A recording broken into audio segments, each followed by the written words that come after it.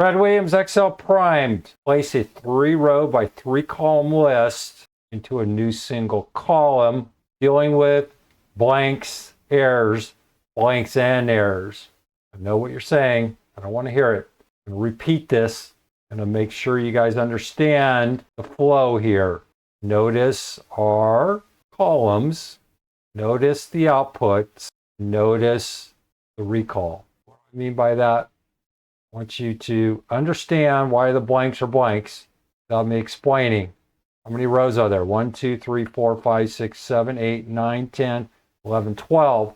What is our list? 3 by 3. I want you to F9 this thing and recognize the deficiencies where and why zeros are being placed here and why they're not placed here. Why do we have a div area here? What I want to see is a div in the list and a space. Work through the understanding. Here's the narrative. I've discussed this.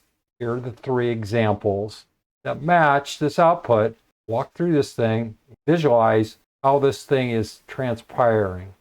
Brad Williams, Excel primed. See you soon.